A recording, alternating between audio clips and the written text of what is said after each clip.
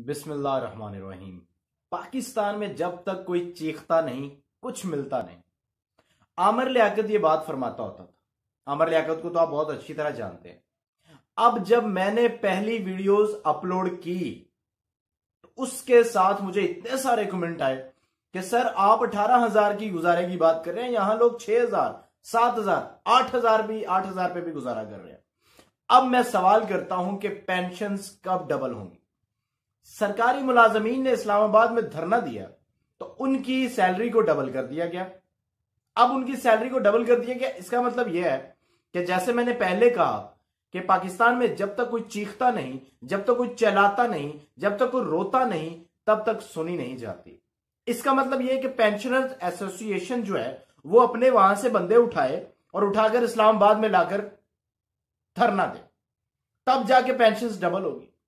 खुदारा हुकूमत से मैं बार बार यही कहूंगा, बार बार मेरी इल्तिजा हुकूमत से यही है कि जरा नजरसानी कीजिए। आप तो पेंशन डबल करने की बजाय आप तो खत्म करने की रास्ते में भी गामजन है और सोच भी रहे हैं। मैं आपसे कहता हूं कि अगर खत्म करनी है तो उन बंदों की करना जिन बंदों की 1 लाख रुपया सैलरी है, ताकि उनकी पेंशन अगर 70,000 है, 70,000 खत्म होती है तो शायद वो गुजारा कर ले। लेकिन जिस बंदे ने इस सोच विचार पे नौकरी की कि 25 साल के बाद मुझे 10,000 12,000 15,000 18,000 मिलेगा, मैं अपनी बाकी अपना बुढ़ापा जिंदगी अच्छी गुजार सकूंगा, उस पे आपको बंद करने का कोई हक नहीं है।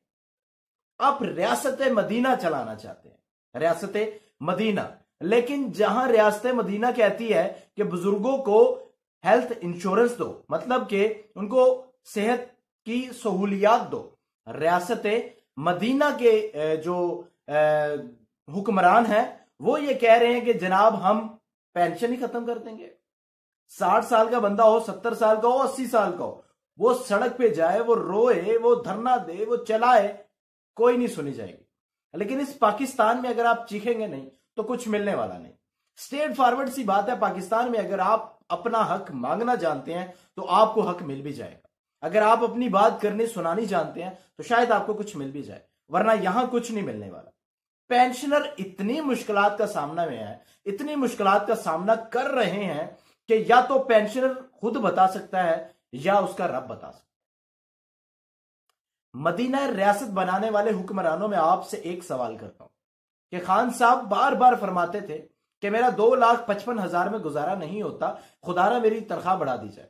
खान साहब जरा गौर कीजिए, अगर आप मदीना रियासत बनाना चाहते हैं तो हजरत उमर फारूक को जब कहा गया था कि इस सैलरी में आपको गुजारा हो जाएगा, तो हजरत उमर फारूक ने फरमाया था कि अगर ना हुआ तो मैं उस मजदूर की सैलरी बढ़ा दूंगा, अगर उसका गुजारा हो सकता है तो मेरा भी हो सकता है। इमरान खान साहब, हर चीज आपको मिल जाती है, हर चीज आपको सरकार की मिल जाती है, घर सरकार का, बंगला सरकार का, नौकर सरकार के, सिर्फ आपने जेब से अपना खाना पीना खर्च करना होता, इनफैक्ट वो भी सरकार का मिल जाता होगा।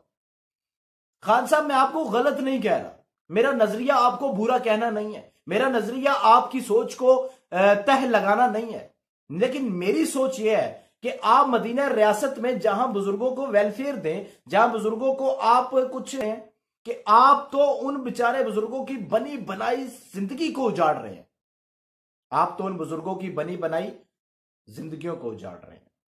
मुझे पता है मेरी आवाज उठाने से शायद ज्यादा फर्क ना पड़े, शायद लोगों तक ना पहुंच पाए, शायद सब तक ना पहुंच पाए, शायद चंद तक पहुंच पाए, लेकिन मैं आपसे ये क्वेश्चन करता हूं, मैं आपसे एक सवाल करता हूं कि अगर ये वीडियो एक बंदा भी देखता है, एक पेंशनर भी देखता है, उसके दिल को बात लगती है, तो मैं जान लूंगा कि मेरी बात में सदाकत है, मेरी बात में इदादत है।